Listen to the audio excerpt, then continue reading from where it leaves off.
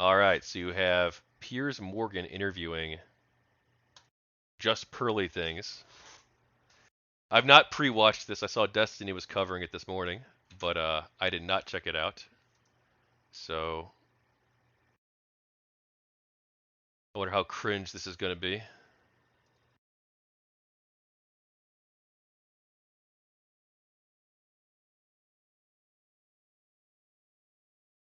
Welcome back to Piers Morgan Uncensored. Pearl Davis has racked up a legion of online followers and plenty of breathless newspaper coverage by sharing her incendiary views on modern feminism. The New York Post called her the female Andrew Tate.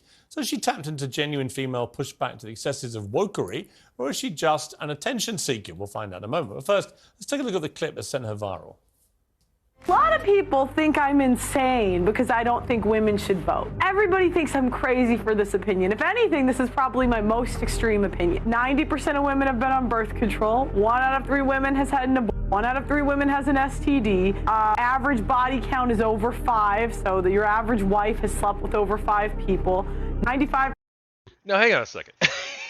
Yeah, it's a pretty fucking extreme opinion. That's why people think that. But the average body count is 5. Like I'm not even sure that's true. I think it might be even a little bit higher than that. But that's over the course of someone's life. We can look this up, but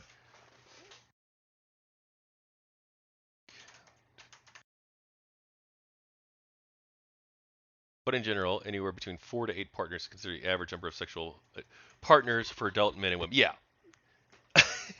Like I don't know why that's like some crazy thing that she wants to put out there. Like it doesn't seem like that extreme to me. Percent of women are not virgins on their wedding days. So I understand the complaint. OK, well, Pearl joins me now alongside political journalist Ava Santina, who was nodding furiously along there to everything she heard. Right, Pearl, you've been called the female Andrew Tate. How do you plead?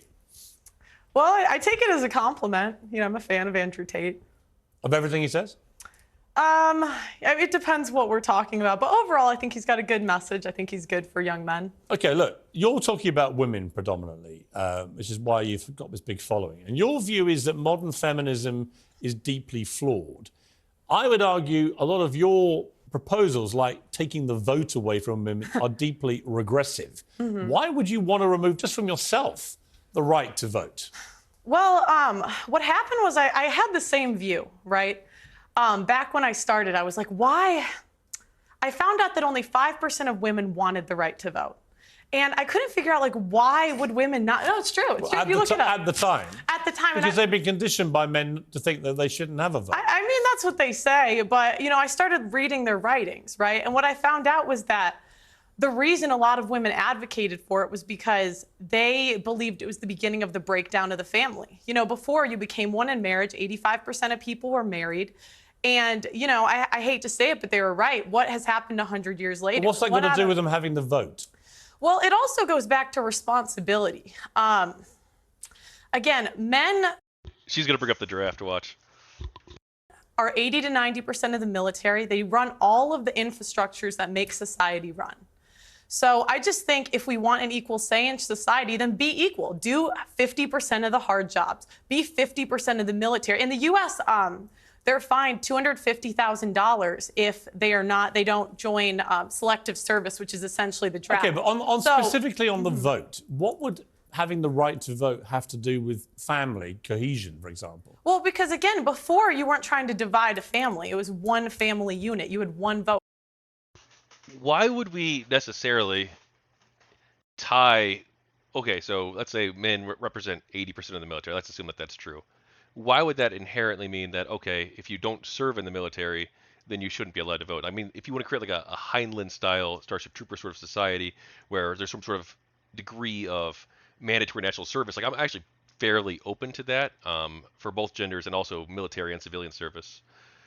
But why would it be that inherently like, okay, you work as a garbage collector? She said the military, she says other hard jobs. Why is it that a garbage collector should inherently have the right to vote, but someone else shouldn't? So if you're working in a less, I don't know, what do you call it, dangerous job or less physical job, that you shouldn't have the right to vote. Like you wouldn't want lawyers to vote, you wouldn't want doctors to vote, you wouldn't want scientists to vote. Like probably these people have a lot to add to the conversation, and probably these people have maybe even better takes and more informed opinions on everyday issues than being a garbage collector. Not that there's anything wrong with being a garbage collector, but why would that inherently be like, oh, well, I'm a garbage collector, therefore I should have the right to vote, rather than, okay, I'm a citizen living within a democracy. I have to interact with the system that I'm a part of. I have to pay taxes towards that system. And so therefore I should have some sort of buy-in into the system, some sort of say in how things operate, and also that the system should be responsive both to complaints that I have, things that I don't like about it, and also that it should be responsive to my needs to some extent, right? The needs of living in a community, of having schools, of having parks, of having police, and of any sort of concern that you might have, whether that's violent crime or whether that's healthcare or whether that's education. Like, isn't that a probably stronger moral basis for living in a democracy than, oh, well, you work a tough job, therefore you should have the right to vote?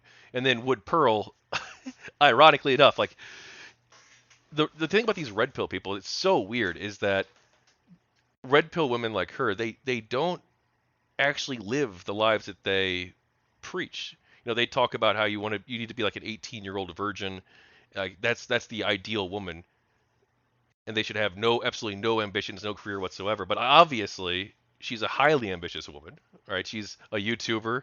She's going on Piers Morgan's show. She runs her own business, right? She's making millions of dollars off of this, or hundreds of thousands at least. Like, why aren't you in the kitchen cooking for your husband? You're not married. I mean, like, you don't live the very values that you espouse. For the family. I mean, I don't think it's good for a family to have two votes. Ava, your mouth seems to have dropped No, about do you know I when know. it's sort of I like, know, I know. It's just sort of a bit galaxy brain. I feel like, you know, the stats that you're putting down are perhaps correct in some universe. Which stats? But they just kind of don't really add up. I mean, just to take you back to the to the women's writings that you've allegedly read.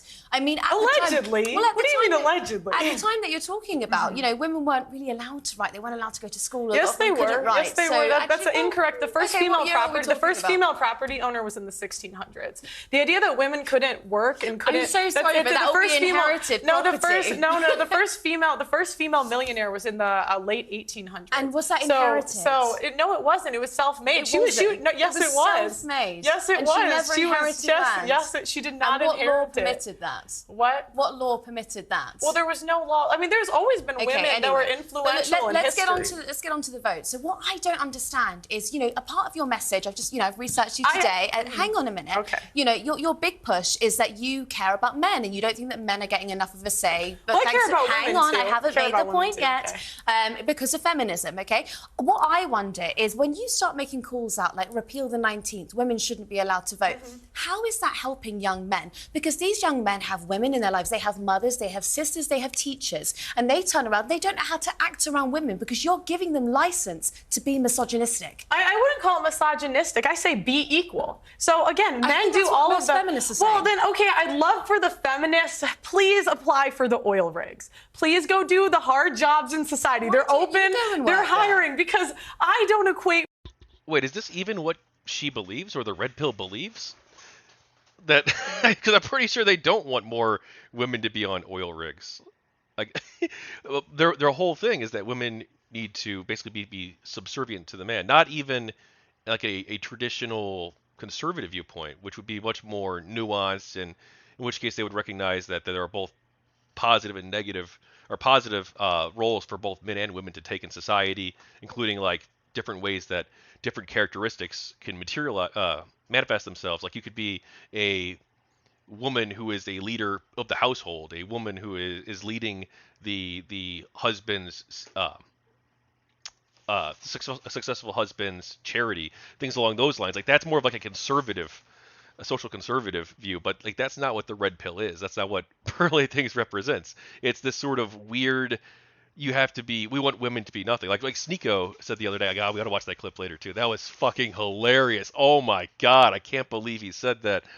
That was so great. We have to watch that one later. But yeah, this isn't what Pearl believes. Like she doesn't want women to be applying to be on oil rigs, and also she would probably say that women's bodies aren't designed for this, and therefore they shouldn't be doing it. Like that's that there are biological differences between men and women, which there are, and which I hope we can talk about later with Char 42.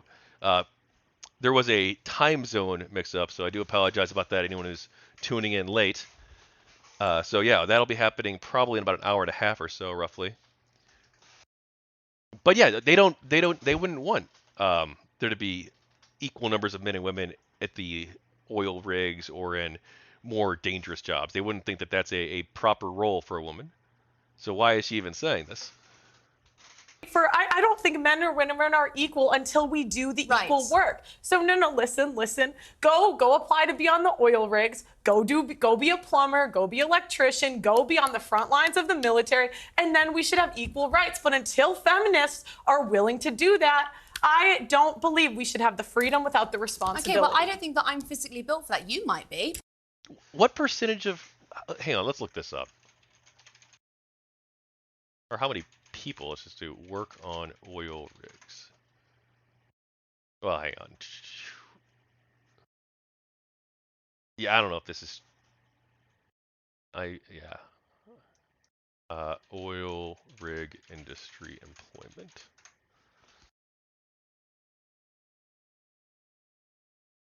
Statistics. Okay, so let's say roughly 150,000 people work in oil rigs. Probably most of them men, let's say. So only those people should be allowed to vote. I mean, like, the vast majority of men are like working at fucking like Walmart. Like, what are you talking about? Like, if you break down where people are working, they're working at Walmart. They're working at offices. They're working in restaurants. Like, they're not working in oil rigs. Like, where's the responsibility for like, why would we use this as a metric? Like, why are we going to say, oh, well, men are more likely to work on oil rigs, therefore men should have the right to vote and not anyone else? Even though the vast majority of men don't work on oil rigs, and it's only a very small minority. Even if you want to say plumbers and electricians, like, those are also, say, trades in general. It's probably a much higher statistic than the oil rig thing. But most men aren't in the trades either. But I'm absolutely not. You said you were You said you were a volleyball player, and so you've got more strength than I do. I don't think. But that I don't have more strength. I don't have more strength than the average man. I'm not going to take your right away. I don't have more strength than the average man. But again, it goes back to go be a plumber. You want to be equal, go be equal. But you want divorce to be made illegal. Yes. Why? Yes, because I don't think what we have today is really marriage. What is marriage? It's for better or for worse, for richer or for poor, in sickness and in health till... Hey, what's up, Claw? What's up, Trev? Thanks for tuning in. Thanks for chatting. Death do us part. That's what marriage is supposed to be. But feminists have ruined marriage for the people that actually believe in marriage. How? When there's a 50% divorce rate and the average marriage Why is that all down 8 to the years. women, though? I didn't say that it was all down to the women. So why feminists you asked why I want divorce to be banned. Can I finish that first? So I'm saying, the people that believe in divorce, go be in long-term relationships. Leave marriage for the people that actually believe in for better or for worse, for richer or for poor, in sickness and in health, till death do us part. But doesn't the sanctity of marriage also rely on the women? Yeah, I don't know what to really think of marriage as an institution. I haven't really formulated like super strong opinions one way or the other on this. But I don't think that our society should be forcing people to stay together if they're absolutely miserable. Now, if you have kids, you should probably try to work things out as a general matter. But the idea that, like, oh, well, you got married at 18, now you're 30 years old, and assuming there's no abuse or anything like that going on, like, oh, you should just deal with this person for the rest of your life. Don't have kids, you're not, there's not an abuse going on or something like that. Like, oh, well, you made this mistake at 18, now you have to live with this forever. Like, that's probably not a realistic solution that's going to produce happy outcomes either.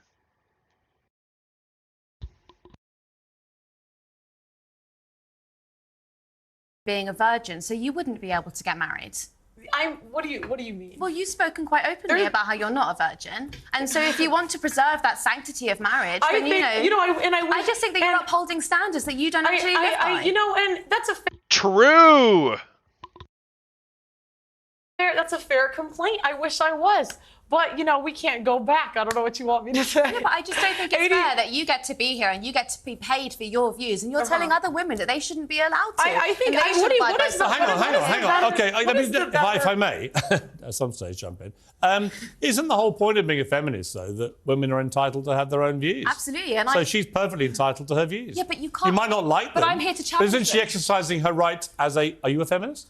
No, I am not. Really? No, I don't go that far. You don't want to be a feminist? No, because I think if feminists really believed in equality, but you guys don't, I would love for you. There is an oil rig hiring. There is an engineering I would actually love to see Ava Santina on an oil rig. Seriously. There is a building being built next to my building. Go do it, feminists. Go do it. And me, I'm doing the same job that I'm doing right now. When you find the man you want to get married to, are you saying you will be with that man whatever happens the rest of your life? Yes, for the vows that we're supposed to live by. How do you know you can keep them? I mean, I think it's a choice. And that's the thing, women are so willing to... How can she... She's not a tradcon, though. She's red pill. It's not in her view, they shouldn't be vows for life, though, right? It should only be one-sided.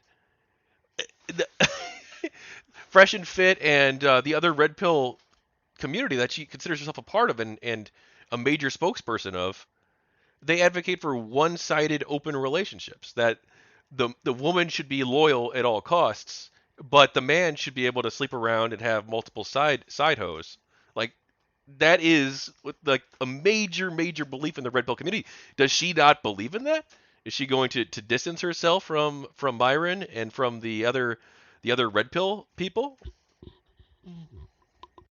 To leave marriages because they're not happy. This is not about happiness. The most important thing is the children. And the problem is we have a modern society where it's me, my feelings, leave when I feel like it, instead of doing what's best for the kids. Ava, I've got to say, it's a little bit listening to Andrew Tate where some of it I really don't agree with. I don't agree with the vote stuff. When I hear things like that, I think there'll be a lot of people, especially older generation women perhaps, who think, you know what, she's got a point. Well, I mean, I believe in agency, so I think that if a woman is going to look after her children during divorce, that's absolutely fine. I also believe in your right to speak your mind about it. What I don't understand... I'd like to say, even before the 1920s, do you know what I mean? Women could speak openly. This idea that, women couldn't talk the last 500 years, there have been women throughout history... I know, but the American state education system has failed before, and it's failing now. There have been women throughout history that... I mean, I'm not sure Pearl really wants to go down this route because... if you were to argue about whether or not feminism today is necessary, we can have that conversation. But I don't think you want to be arguing that oh no, women had a voice and a significant voice, were able to read and write and contribute to political thought in society, 500 years ago. I don't think she wants to go down that road. Men didn't even have a voice and could contribute in society politically 500 years ago. Right? The vast majority of people were serfs. I don't think you want to say that women had a voice throughout history, but let's hear her out. Let's see what she says. Have read, written, and been very influential in society. Okay. So this idea women could never do it. Do you know what I don't understand though is when it gets spiteful, okay? Because you put down a few arguments that I think are perfectly they're kind of evangelical and they're Christian, but those are your right to say it. What I don't understand is when it kind of seeps into this sort of, you call women fat, you say that they shouldn't have abortions, you say that they have STDs. The question is, are they fat? Yes or no? Wait, what? Oh, hey, Pokish up. Into this sort of, you call women fat, you say that they shouldn't have abortions, you say that they have STDs. The question is, are they fat? Yes or no? The average American woman is 170 pounds. That's objectively overweight. I mean, let's be honest. We now celebrate morbid obesity as some kind of body positive thing, and it is complete nonsense. So actually, on that point again, there's a bit of truth in And this that. is the problem. This is the problem. How have we come to celebrate morbid obesity as body positive? Well, It's nonsense. We're not talking about morbidly obese. I was actually watching your podcast earlier, and you spoke to someone who was, I would say, probably a size 12, and you called her fat, obese, and a divorcee. She was fat, obese, and a divorcee. wasn't. I mean, like, I don't know what to say. This is the thing, women, we don't want to live in reality. We don't want to say things that are true. Was she fat? Yes. Was she a divorcee? Yes. These things are just objective facts. Okay, I'm going to have to objectively... Yeah, I don't know who she is, but I'm not sure why she brought this up as a line of attack. Like, yeah, like someone was mean, and her like I don't see that that's a great line of attack. Oh, is this only part of the interview? Okay, dang.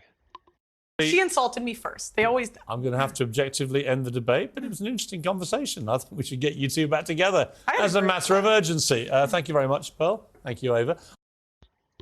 See, this is what I don't really like about like mainstream media. Like you have like these super short interviews and debates, and it's like you can't dig deep into it. It's just people yelling at each other, and like 9 minutes. Okay, how are you supposed? And let's say probably like a minute of that is the preparation, the introductions, things like that.